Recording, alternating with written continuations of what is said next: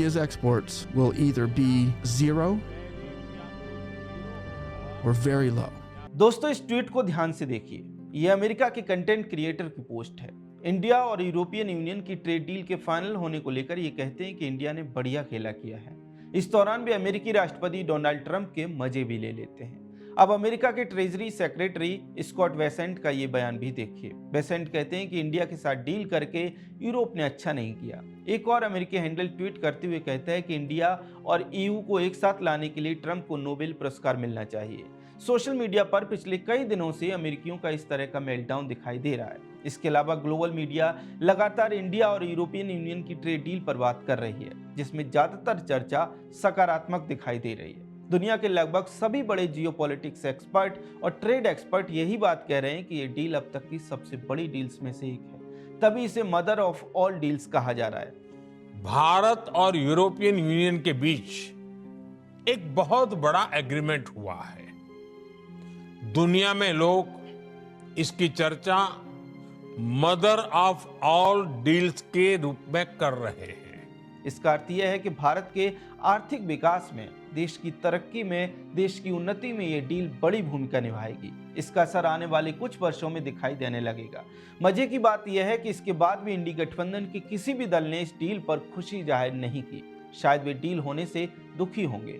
ऐसा इसलिए क्योंकि डील का स्वागत करने के बजाय कम्युनिस्ट पार्टी सीपीआईएम और कांग्रेस ने तो डील पर ही सवाल खड़े कर दिए। इसके अलावा नेता विपक्ष राहुल गांधी भी मौन है। सवाल है क्यों? दोस्तों, ये बड़ा गंभीर विषय है, ध्यान से समझिए। इस डील में 2 अरब लोग कवर होते हैं। इस समझौते की संयुक्त आर्थिक ताकत $25 ट्रिलियन होगी, जो कि वैश्विक जीडीपी का 25% और वैश्विक व्यापार का 1/3 है। इस डील से भारतीयों के लिए यूरोप के दरवाजे खुल जाएंगे।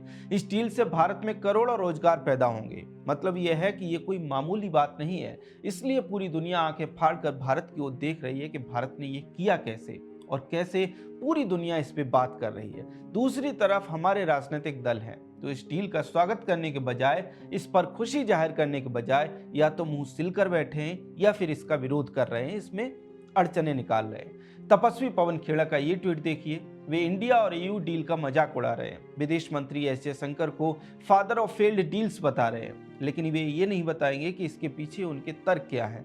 मतलब किस आधार पर खेड़ा को लगता है कुछ तो तथ्य होने चाहिए, कोई तो तर्क होने चाहिए, लेकिन नहीं।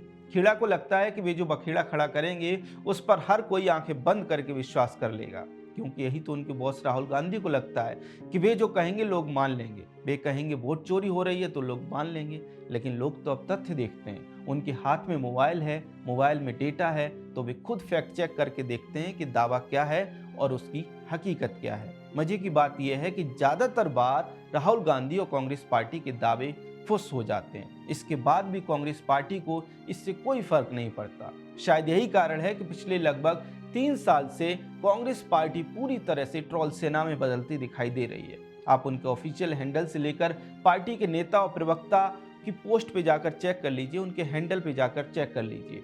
उनकी तमाम पोस्टें ऐसी मिलती हैं जिनका ना कोई सिर होता है ना कोई पैर। यकीन ना हो तो आप कभी भी रागिनी नाइक के सोशल मीडिया हैंडल्स पर या फिर कांग्रेस के ऑफिशियल हैंडल को देख लीजिए। खैर, डील पर लौटते हैं तो ऐसा पहली बार नहीं है जब देश की इतनी बड़ी आर्थिक उपलब्धि पर राहुल गांधी ने अपना मुंह सिल लिया हो या फिर कांग्रेस पार्टी विरोध कर रही हो। GST, IBC code, make in India और इनकम टैक्स कम करने के दौरान भी हमने यही देखा कि विपक्ष ने सरकार के इन फैसलों का स्वागत नहीं किया। अब डोनाल्ड ट्रंप के व्हाइट हाउस में होने के बाद भी रूस यूक्रेन युद्ध के बीच, यूरोप और अमेरिका के तनाव के बीच भारत सरकार ने इतनी बड़ी डील फाइनल की है, फिर भी इन नेताओं का मुंह बंद है। अब आप समझिए, एक तरफ पूरी दुनिया हैरान है, पूरी दुनिया इंडिया के लिए तालियां बजा रही है, दूसरी तरफ अपने ही देश के राजनीतिक दल अपनी छाती पीट रहे हैं कि हाय हाय ये क्या हो गया। दरअसल इनका दुख ये नहीं है कि ये क्या हो गया, बल्कि उनका दुख ये है कि ये सब मोदी ने कैसे कर लिया। इनका दुख ये है कि इस तरह तो मोदी को हम कभी हरा नहीं पाएंगे। इनका दुख ये है